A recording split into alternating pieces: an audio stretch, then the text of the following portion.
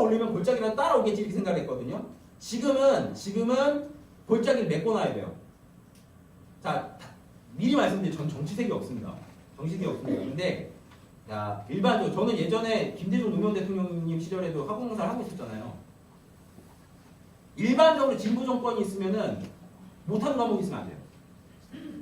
일반적으로 보수적인 정권이 잡으면은 잘하는 과목을 올려줘야 돼요. 그런 경향이 좀 있더라고요. 이건 경험에서 나오는 얘기입니다.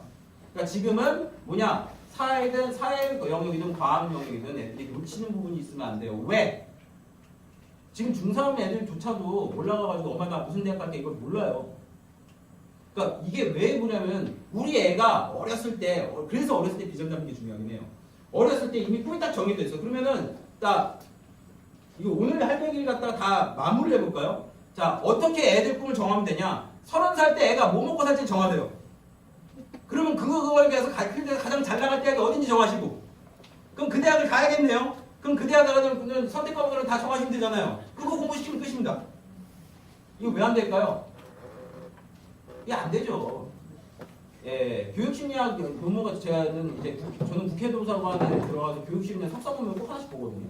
교육심리학, 인지발달심리학 논문을 한 주 하는 거 꼭 봐요. 근데 요즘 보면은 청소년들이 바뀌는 어떤 성향이 바뀌는 테마가 한 3개월로 보더라고요. 3개월마다 내 꿈이 하나 일주일마다 꿈이 바뀌는데 그걸 어떻게 맞춰요? 중요한 거는 그래 네가 나중에 뛸 거야. 고등학교 2학년 정도 되면 애들이 다 눈이 반짝반짝해요. 먹고 살아야 되니까. 근데 그때가 돼서 자, 잘 들으세요. 이거 이렇게 듣고 막 적고 열심히 듣고 이 추운 날 와가지고 막 침 튀기는 거 막 맞아가면서 이렇게 있는 이유는 딱 하나예요. 애가 뛰려 그럴 때 아래를 진흙밭으로 만들면 안 돼요. 지금은 안 뛰어도 돼요. 못 뛸 수도 있어요. 뛰는 거 어떻게 뛰게 만들 수 없으니까. 난 내가 나 뛰어봐야지 훅 달리는 순간 발이 푹 꺼지자면 안 돼요. 절망하죠. 그거 하지 말라고 미리 준비를 해놓는 거라고 보시면 돼요. 참 제1국어는 간단하게 하나. 지금은 제1국어 제일 많이 선택한 게 아랍어입니다. 예. 왜냐면 상대평가라서 그래요. 근데 이거 절대평가로 바뀌면 아랍어는 아무도 선택 안 할 거예요. 그렇게 보시면 되고, 혹시 이것 때문에 아랍어 선행시키시는 분들이 그러면 안 돼요. 예, 아랍어 선행 그런 거 하시면 안 돼요. 예, 정말 부끄러운 얘기인데 저는 그 공부를 하잖아요. 저희 애들은 아랍어 강의 같이 한번 들어본 적 있어요. 예, 되게 재밌어요. 거기 인터넷 유튜브에서 아랍어 강의 같은 경우에는 되게 공개한 경우가 많고 꼭 들어보세요. 정말 재밌습니다. 자, 여기까지가 이제 수능 바뀌는 얘기를 했고, 그러니까 수능 바뀌는 얘기에서 정확하면 이거예요. 수능에서 제일 큰 거는 선행, 영수 선행 뺄래, 특히 수학 선행 빼려면 알고 빼라. 왜냐? 지금 스타일로, 근데 이걸 갖다가 대개 경우 수학학원 선생님들이 모르는 게 있는데 확통, 기백 다 하고 있습니다. 이러면은 의미가 없는 거예요. 물론 다 하면 좋죠. 다 하면 좋은데 어차피 수학 선택 과목은 하나 들고 왔다. 하나. 확통이든 기백이든 미적이든 이 세 개 중에 하나입니다. 그러니까 그리고 정말 중요한 건 벡터는 아이들에게 있어서 일반 수학에 있어서 굉장히 도움이 될 수 있지만 지금 현재로는 시킬 필요가 없다. 대학 가서 배우면 됩니다. 그렇게 이해하시면 되고, 과학, 사회, 영역 나누지 마시고 고루고루 시키세요. 나중에 애들 대학 갈 때는 초, 중까지는 전부 다 과학 하나, 사회 하나 들고 가는 사람이 커도, 지금도 제1국어 이렇게 죽어라고 하는 이유가 뭐냐면요. 이제 이런 거 있어요. 그 문과 모르셔도 돼요. 문과 과목의 왕자 무슨 사문 이런 거 있어요. 사회문화 이런 거 같은 경우에 내가 사회문화 3등급 떴어요. 근데 제1국어 봐서 1등급이나 2등급 나오면 바꿔주는 학교들이 많아요. 그래서 제1국어 꼭 보거든요. 그러니까 어떻게 될지 모르지만 정말 중요한 거는 골고루 시켜야 된다. 아랍어는 하지 말자. 이 정도로 될 것 같아요. 자, 이제 학생부, 세 번째 학생부. 학생부는요, 요거는 길게 안 할게요. 이거 고등학교 학생부예요. 자, 여러분들 즐거운 얘기 하나 해드릴게요. 중학교 때 우리 애가 무슨 교과특기가 어떻게 되고 무슨 수상 경력이 있고 무슨 동아리를 했고 영재를 했고 뭐래 그런 거 다 소용없어요. 아무것도 없습니다. 예, 그런 거에 너무 집착하지. 심지어 우리 특목고 입시용으로 이렇게 체크해서 뽑으시면 더 이렇게 나와요. 아무것도 안 합니다. 그러니까 이거 고등학교 학생부 얘기입니다. 고등학교 학생부. 그러니까 제일 중요한 거는 지금 이 고등학교 학생부를 여러분들이 이해하는 게 아니라 이게 이렇게 되고 있으니까 애를 뭘 시켜야 되느냐를 알고 가는 게 되게 중요하겠죠. 인적사항하고 학적사항은 이게 없어져요. 블라인드 면접. 지금도 올해 저는 개인적으로 하늘고 면접 준비시킬 때 되게 좋은, 이건 참 머리 잘 썼다는 것 중에 하나인데 가운 입혀요. 왜? 그러니까 교복을 못 입고 니까 되게 부티나게 입고 내랑 되게 빈티나게 꾸며를 하지 말라고 얼굴하고 발만 보고 면접을 보겠다는 거죠. 저는 좀 굉장히 칭찬해주고 싶은 거예요. 이거 비슷하게 해서 국제고도 조끼를 입혀요. 따라하면 따라한 것 같아가지고 그런 거라고 보시면 되고요. 자, 수상경력 잘 보세요. 네, 수상경력. 옛날에는 수상경력이 솔직히 강남 쪽에서 저 같은 경우 이제 대치하고 노년 쪽에서 이제 영특애들을 보냈는데 수상경력만 한 페이지였거든요. 나이스에서 출력하면 쭉 밀리잖아요. 학기당 1개입니다. 이게 뭘 의미할까요? 옛날에는 다작으로 야 다질러 그래서 쭈쭈쭈쭈쭈 나가면 되는데 지금은 학기당 1개란 건 무슨 소리냐면 학기에 정말 굵직한 거 1개 들어가서 성공해야 된다 소리. 이거 기억해도 돼요. 왜냐하면 학생부 종합이라고 그랬잖아요. 학생부 종합이라면 애가 뭔가 여러 가지 능력을 갖고 와야 돼. 그 중에서 되게 중요하게 보는 것 중에 하나거든요. 자, 앞으로 여기 계신 적어도 혹시 여기 무슨 고등학교 부모님, 고3 부모님, 고2 부모님 없죠? 고1 부모님 안 계시면은 다 여기는 한 학기 1개 굵직한 거 입상이에요. 학종부 되려면 이게 제일 중요합니다. 예전엔 이게 많을수록 좋았어요. 그다음에 자격증은 그냥 다 삭제돼요. 학생부 기록은 됩니다. 근데 다 삭제돼요. 자격증 따실 필요는 이거 중요해요. 그럼 저도 입시라는 입장에서 그러면 애를 입시 기계로 만들 수는 없잖아요. 근데 자격증이라는 것 자체가 애한테 굉장한 성취감을 줘요. 단 이게 예를 들어서 대표적으로 무슨 뭐 HSK라든지 이런 거 애들 따고 있는 거 많이 있잖아요. 그게 애들 입시에 도움이 되는 건 아니에요. 하지만 아이들이 뭐 공부해서 아플 게 어디 있어요. 근데 제가 오늘 얘기하고 싶은 게 뭐냐면 집중. 어떻게 집중해서 애를 가르치는가. 그걸 보고 있는 겁니다. 그러니까 자격증은 그냥 더 솔직히 말씀드리면 자격증 공부할 시간에 딴 거 할 때 너무 많아요. 지금. 이건 초등학교 때도 마찬가지예요. 예를 들어 어떤 자격증 같은 경우에는 초등학교 때 특히 HSK가 그렇죠. 초등학교 때 쭉 준비시켜야겠다잖아요. 자격증은 그냥 따르게 공부시키는 게 좋을 것 같아요. 진로희망은 삭제됩니다. 이 진로희망이 왜 삭제되냐면은 예전 2013년도도 그래서요. 유명하신 우리 부장검사이신 우리 아버님의 뜻을 따라 이런 거 있잖아요. 이거 못 쓰게 돼 있었거든요. 근데 이게 변칙이 어떻게 됐냐면 그런 거예요. 되려 모든 애들이 꿈을 검사로 쓰기 시작했어요. 판사로 쓰고. 왜냐면은 그게 있었잖아요. 의사들은 의사, 검사들은 검사 이렇게 꿈꾸거든요. 아버지가 존경스러운 사람이 그런다고요. 그래서 보고하지 말라고 이거 삭제했어요. 진로희망 쓸 필요 없습니다. 그 다음에 창체라고 해가지고 창체활동사항이라는데요. 요게 자율활동도 축소되고 봉사활동이 미기재예요. 봉사활동이 이제 미기재되고 어떻게 되냐면 봉사특기상으로 바뀌어요. 그러니까 이거는 오해하지 마셔야 되는 게 봉사 중요합니다. 학생부라는 거는 나중에 자기가 자기소개서 쓸 때 내가 요거는 들어보세요. 제가 올해 특목고 애들 갖다가 한 90% 이상 보냈거든요. 자소서는 다 뻥이었어요. 네, 다 거짓말이에요. 물론 진실에 기반한 픽션이었어요. 근데 중요한 건 뭐냐면 나중에 자소서를 낼 때 이 생기부가 자소서의 증거가 돼요.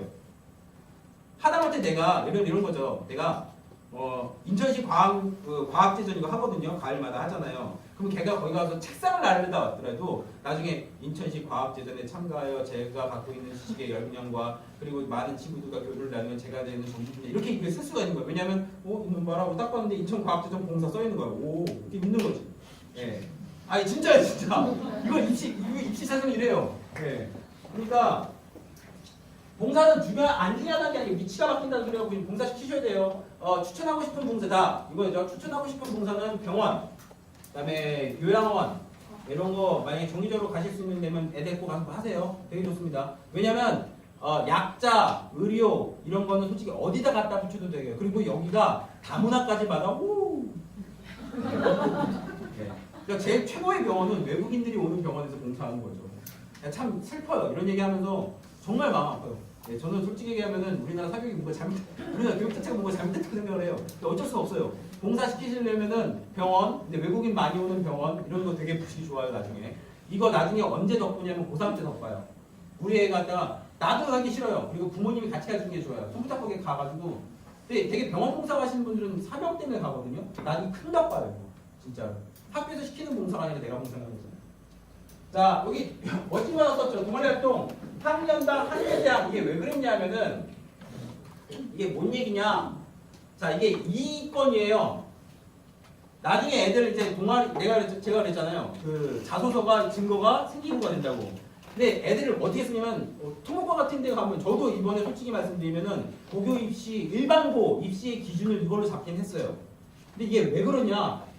자, 얘 자소서에는 얘가 부원이고 얘가 동아리 장이에요. 얘 자소서에는 얘가 장이고 얘가 부원이에요. 이렇게 하니까 동아리가 막 300개, 300개, 400개씩 늘어나는 거예요. 근데 그거 그 짓 하지 말라고 지금 막았어요. 이게 언제부터? 지금 중3에는 지나가면서 막았습니다. 그래서 학년당 동아리는 1개, 자율 동아리 기준으로. 이게 중앙 동아리라고 해가지고 이제 지역 단위로 하는 거나 이런 거 빼고 자율 동아리는 1개. 그럼 뭐냐? 예전까지는 동아리 최소 몇 개? 4개요, 4개. 학종 쓴다 그러면 6개는 돌려줘야 되거든요. 그 중에서 3개는 내가 장이었고 하지 마세요. 이렇게. 근데 지금은 아니에요. 지금은 동아리 1개. 그럼 자, 여기서 초등학교, 중학교 배선으로 뭐를 준비해야 될까요? 자, 애가 교과 특기 말고 1개는 중요한 거 같고, 아니 동아리 뭔가 해야 될 거잖아요. 그러면 어학을 하든지 어학을 해놓든지 아니면은 그러면 이번에 국제고 붙은 애가 이거 뭐지?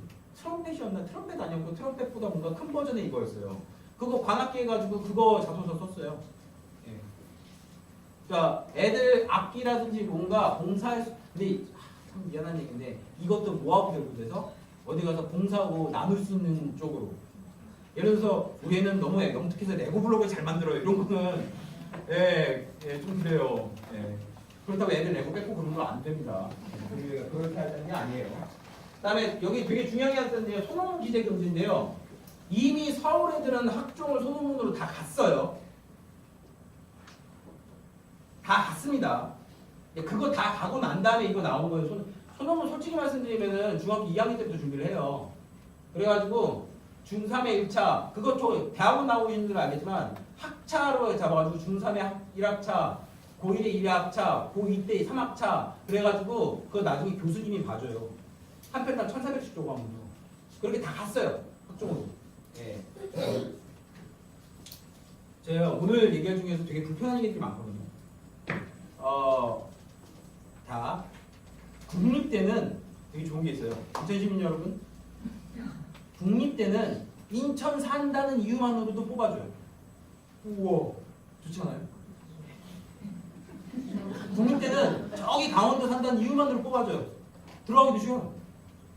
대개 커트라인치가 10점씩 가요. 나중에 보여드렸지만 이번에 서울대 의대 같은 경우에는 뭐 국수탐 합산 292거든요. 280대로도 붙여요.